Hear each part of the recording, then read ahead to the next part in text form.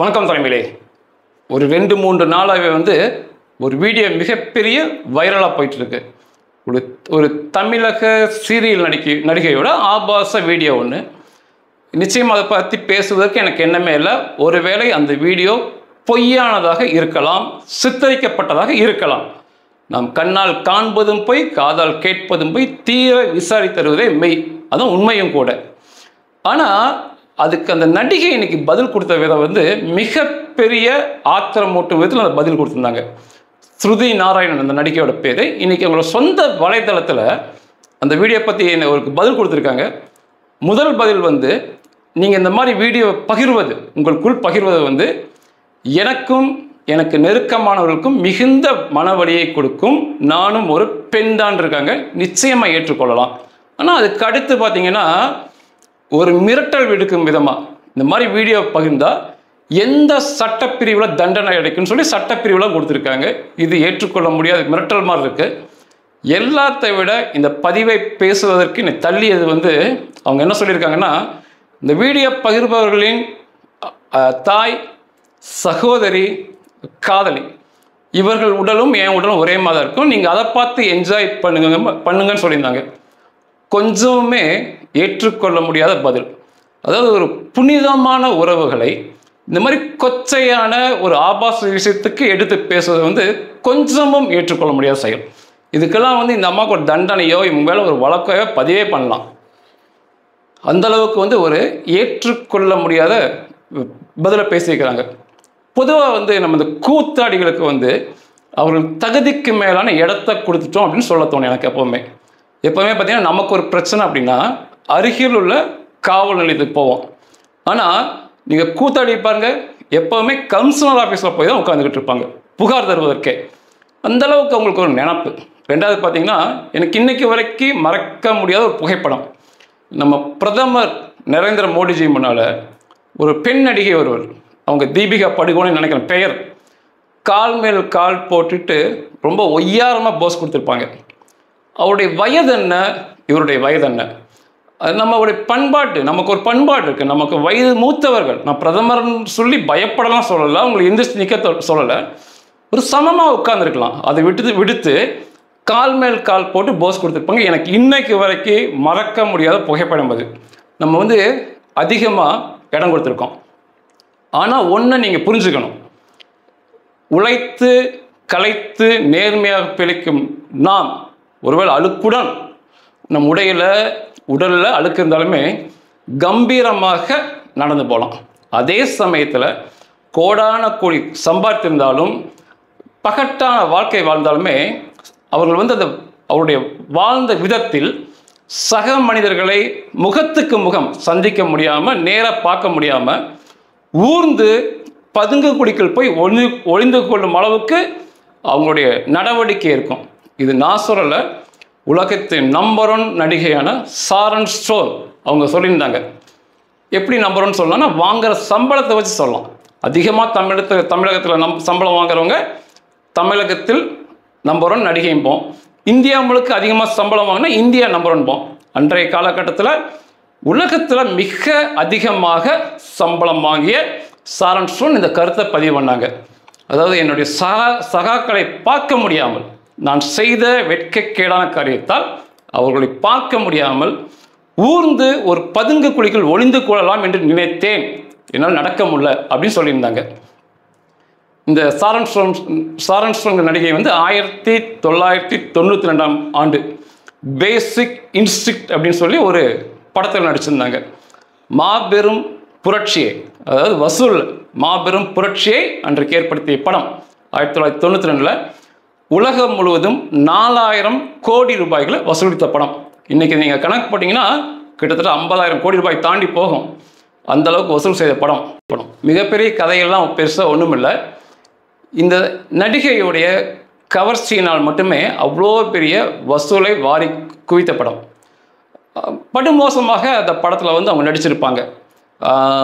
அந்த படத்தின் மூலமாக அளவுக்கு அதிகமான பணம், புகழ், பகட்டான வாழ்க்கை ஷாரன் ஸ்டோனுக்கு கிடைச்சிது.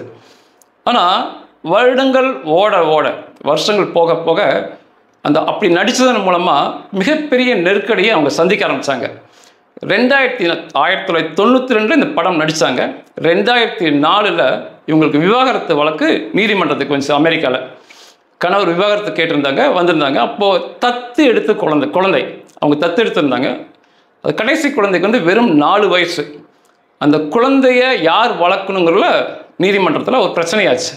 அப்போ நீதியரசர் அந்த 4 வயது குழந்தைகிட்ட கேட்டார், உன்னுடைய தாய் ஒரு ஆபாசப்பட நடிகை, அது உனக்கு தெரியுமான்னு கேட்டிருந்தார். இந்த நடிகை மிகப்பெரிய கோவப்பட்டிருந்தாங்க. 4 வயசு குழந்தைக்கு என்ன தெரியும், பேசுறது என்ன புரியும், ஏன் இதை கேட்டார் அப்படின்னு கேட்டிருந்தாங்க. புரியுதோ புரியலையோ இந்த அம்மா செஞ்சதை தான் நீதியரசர் கேட்டார். உணர வைக்கணும், எந்த வகையில் நீங்கள் பணம் சம்பாரிச்சிங்க, எந்த வகையில் நீங்கள் வந்து இதெல்லாம் சம்பாரிச்சிங்கன்னு உணர வைக்கணும். நீதியரசர் நீதிமன்றத்தில் உணர வச்சார் 4 வயசு குழந்தைகிட்ட கேள்வி கேட்ட மூலமாக. அதுக்கப்புறம் வந்து அந்த 4 வயசு குழந்தைய அவங்க தகப்பன்ட்ட கொடுத்துட்டார். அவங்க வளர்க்குறதுக்கு வந்து தகப்பன் மிக சரியாக பார், இந்த நடிகைக்கு வந்து அது பொருந்தி வராதுன்னு சொல்லி தகப்பனை கொடுத்தார். அது மிகப்பெரிய இஷ்யூ ஆச்சு. அதுக்கப்புறம் ஏகப்பட்ட இதய வலியால், அதாவது ஹார்ட் அட்டாக் அல்ல, இதய வலியால் அவங்க மருத்துவமனையில் சாரன் ஸ்டோன் சேர்க்கப்பட்டு தொடர் சிகிச்சை மற்றும் வந்து அவங்க வந்து அப்படியே உடம்பு உருக்குலைச்சு அந்த சமயத்தில் போயிட்டு இருந்தாங்க. தொடர்ந்து பிரச்சனைகளை சந்திச்சு வந்தாங்க. கணவர் பிரிஞ்சு போனார். அதுக்கப்புறம் உடன் இருந்த மகன்கள், தத்தெடுத்த மகன்கள் தான் ஒரு பாசமாலாம் அந்த அம்மாட்ட நடந்துக்கல. சாரன் ஸ்டோன்ட்ட ஒரு மகன் போல பாசமாக நடந்துக்கல, ஒரு எரிச்சலோடு தான் எப்போவுமே இருப்பாங்க. இது அவங்க பதிவு பண்ண காரியம்தான். தொடர்ந்து பிரச்சனையை சந்தித்து போய்கிட்டே இருந்தாங்க. இது எப்போ ஒரு முற்றுப்புள்ளிக்கு வந்துச்சு அப்படின்னா, அவங்க மனம் திறந்து அதுக்கப்புறம் பேட்டியை கொடுத்தாங்க. அதுக்கப்புறம் எல்லாமே மாற்றத்துக்கு வந்துச்சு. அந்த பேட்டியில் என்ன சொல்லியிருந்தாங்கன்னா, அளவுக்கு அதிகமான பணத்தை நான் சம்பாதிச்சேன், புகழை சம்பாதிச்சேன், ஆனால் இந்த அற்ப பணத்துக்காக என்னுடைய மகனை இழந்தேன் முதல்ல. அதுக்கப்புறம் என்னுடைய தேக ஆரோக்கியத்தை இழந்தேன், என்னுடைய குடும்ப வாழ்க்கையை நான் இழந்தேன், எல்லாவற்றையும் தொடர்ச்சியாக நான் இழந்துட்டே வந்தேன். இது எல்லாத்துக்கும் மேலாக என்னுடைய சுய கௌரவத்தை, அந்தஸ்தை இழந்தேன் அப்படின்னாங்க. அப்போ தான் அவங்க பதிவு பண்ணாங்க. 1992 நான் அந்த படத்தில் நடித்தேன். ஒரு மோசமான படம் தான். ஒரு நிர்பந்தத்தின் பெயரால் ஒரு பணத்துக்காக ஆசைப்பட்டு அந்த காட்சியில் நடித்தேன். நான் அந்த காட்சியில் நடிக்கும்போது ரொம்ப நான் தயங்கினேன். அது வந்து உள்ளாடை இல்லாமல் நடிச்சிருப்பாங்க. ஆனால் அந்த இயக்குனர் வற்புறுத்தினார், அது பார்த்தா அப்படி தெரியாது, ரொம்ப தெரியாதுன்னு சொன்னார். நான் நடிச்சிட்டேன். ஒரு வினாடியை 16 பிரிங்க. ஒரு வினாடியை 16 பிரிச்சிங்கன்னா எந்த காலம் எத்தனை நேரம் வருமோ அந்த ஒரு நேரத்துக்கு தான் அந்த தோற்றம் இருக்கும். அப்படி நடிச்சிருந்தேன். ஆனாலுமே என்னுடைய சுய கௌரவம் எல்லாமே அந்த படத்தின் மூலமாக போச்சு. 1993 அதுக்கு அடுத்த வருஷம் வந்து கோல்டன் குளோப் அப்படின்னு சொல்லி ஒரு அவார்டு கொடுப்பாங்க, மிக பிரபல அவார்டு. அந்த விருது வந்து அமெரிக்காவில் எனக்கு கிடச்சிது. அந்த அரங்கத்தில் வந்து என் பேரை அறிவிச்சோன்னே நான் எந்திரிச்சு நின்று என்னுடைய சகாக்கள் எல்லாமே ரொம்ப சிரித்தாங்க என்னை பார்த்து. எதன் மூலமாக நீ விருது வாங்குற, எதை காட்டி நீ இந்த விருது வாங்கினான்னு சொல்கிற மாதிரி இருந்தது. சிரிச்சது கூனி குறுகி போய் அப்படியே ஊர்ந்து அப்படி தவழ்ந்து ஒரு பதுங்கு குழிக்குள் போய் ஒளிஞ்சு கொள்ளலாமா, அப்படி எனக்கு ஒரு வெக்கம் அவமானம் இருந்துச்சுன்னு பதிவு பண்ணியிருந்தாங்க. இந்த உண்மையை அவங்க பதிவு பண்ணது பிறகு அந்த மக்கள், அமெரிக்க மக்கள் கொஞ்சம் அவங்களை ஏற்றுக்கிட்டாங்க அந்த நடிகையை. அதுக்கப்புறம் அந்த குடும்பத்தில் கூட அந்த மகன்கள், தத்தெடுத்த மகன்கள் கொஞ்சம் அவங்க அம்மா மேலே பாசமாக வந்தாங்க. ரீஎன்ட்ரிம்பாங்க, திரும்பவுமே வந்து ஃபீல்டுக்குள்ளே வந்து அந்த அம்மா வந்து சின்ன சின்ன வேஷத்தில் நடித்தாங்க. இன்றைக்கி அந்த அம்மாவுக்கு 60 வயசு தாண்டி போயிருக்கும்.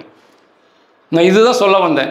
அதாவது எப்படி வேணாலும் சம்பாதிக்கலான்னு இருக்கவே கூடாது.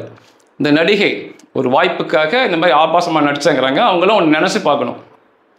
போட்டி நிறைந்த உலகம்தான், நான் மறுப்பு சொல்லவே இல்லை. ஆனாலுமே எப்படி வாய்ப்பை பெறுவதுன்னு சொல்லி ஒரு வரைமுறையெல்லாம் இருக்குது. இந்த அற்ப பணத்துக்காக இதெல்லாம் செய்யவே கூடாது. உதாரணத்துக்கு எடுத்துக்கங்க, சித்தாள் தொழிலுக்கு போகிறவங்க ஒரு 600 ரூபா 700 ரூபா சம்பளம் கிடைக்கும். ஆனாலுமே அவங்க அது வேலை செய்யும்போது கௌரவமாக அவங்க சேலைக்கு மேலே ஒரு சட்டையை போட்டு தான் அவங்க வேலை செய்கிறாங்க. தூய்மை பணியாளர்கள் இன்றைக்கி பார்த்தீங்கன்னா அவங்க வந்து சேலை கட்டுறதுக்கு மேலே ஒரு சட்டையை போட்டு தங்களை மறைச்சிக்கிறாங்க. பார்க்கவே அவ்வளோ நம்ம அவங்கள பார்க்கும்போதே ஒரு கர்வமாக இருக்குது. ஒரு கஷ்டப்படுற தொழிலாளர்கள் தான் என்றாலுமே மானம் பெரிது. பணத்தை காட்டிலும் வாய்ப்பை காட்டிலும் எங்களுடைய மானம் பெரிதுன்னு இருக்காங்க. அதுதான் மிக முக்கியம். ரொம்ப முக்கியம் அந்த மானத்தை நம்ம வந்து காப்பாற்றிக் கொள்வது. அதை செய்யாமல் சும்மா கூப்பிட்டு வந்து இந்த மிரட்டல் விடுவது, அதே போல் ஒரு பொதுவாக வந்து உங்களை மாதிரி எல்லாத்தையும் நினச்சக்கூடாது. உங்கள் அம்மா அப்பா இப்போ இந்த மாதிரி வார்த்தைலாம் எடுக்கவே கூடாது. இதெல்லாம் ஒரு புனிதமான உறவு, புனிதமான உறவு முறை, சகோதரி உறவு முறை, இப்படிலாம் பேசவே கூடாது. இதுக்கெல்லாம் நிச்சயமாக அந்த அம்மா மேலே ஒரு இந்த நடிகை மேலே வந்து ஒரு வழக்கு பதிவு பண்ணி தண்டிக்கணும் கண்டிப்பாக. இந்த மாதிரி அவங்க வார்த்தையெல்லாம் பதிவு பண்ணியிருக்க கூடாது. அதுக்கு சரண் ஸ்டோர் உதாரணம் எடுத்துக்கலாம். தவறாக நடிச்சிட்டாங்க தான், ஆனாலும் அந்த பகிரங்கமாக ஒத்துக்கிற தப்பை உணரும் தைரியம் வேணும். நான் தப்பு பண்ணிட்டேன், அதனால நான் இவ்வளோ இழந்துட்டேன், ரொம்ப எனக்கு சாரி இப்படி சொல்கிறதுக்கு வந்து அது ஒரு மனிதத்தன்மை. அப்படி செய்யணும், அது செஞ்சுருக்கணும். பதிவின் நோக்கமே இதுதான். நீங்கள் வந்து ஒரு ஸ்பேனர் பிடிச்சி ஒரு 2 சக்கர வாகனத்தில் வேலை செய்யலாம், கையெல்லாம் அழுக்காக இருக்கலாம். நீங்கள் ஒரு லாரி கீழே படுத்து வேலை செய்யலாம், உடம்பு பூரா அழுக்காக இருக்கலாம். ஒரு சகோதரி ஒருத்தங்க மூட்டை தூக்கலாம், விடிய விடிய மிஷினில் உட்காந்து நீங்கள் தைக்கலாம். அவ்வளோ வீட்டுக்குள்ளே ஒரு குடும்ப தலைவியாக இருந்து அத்தனை கஷ்டத்தையும் உங்கள்கிட்ட இழுத்து போட்டு வேலை செய்யலாம். ஆனால் ஒன்று புரிஞ்சுக்குங்க, நம்மகிட்ட வந்து கைகளிலோ உடலிலோ எவ்வளோ அழுக்கு இருந்தாலும் சரி, நீங்கள் நடந்து போகும்போது கம்பீரமாக தலை நிமிர்ந்து நடந்து போவீங்க. அதே சமயத்தில் புரிஞ்சுக்கணும், கோடான கோடி பணம் அவங்ககிட்ட இருக்கலாம், பகட்டான வாழ்க்கையாக இருக்கலாம், ஆனாலுமே சக மனிதர்களை சந்திக்கும்போது ஒரு ஊர்ந்து சென்று குழிக்குள் பதுங்கி கொள்ளலாம் என்ற உணர்வோடு தான் அவங்க செயல்படுவாங்க. அவங்க கொடுக்க வேண்டிய இடத்த கொடுங்க. நிறைய தடவை பார்ப்பேன், ஒரு நடிகைகளுக்கு முன்னால் செல்ஃபி எடுக்கும்போது நடிகை இப்படி வச்சு செல்ஃபோன் கார்டு பிடிச்சிருப்பாங்க. மிகப்பெரிய ஆயிரக்கணக்கான மக்கள் கூட்டம் அனுப்பிங்க. எதுக்காக நிற்கிறீங்கன்னு எனக்கு புரியவே புரியாது. நீங்கள் தான் வழிகாட்டி, நீங்கள் போய் இப்படி நிற்கிறது ரொம்ப கஷ்டமாக இருக்கும். நன்றிகள்.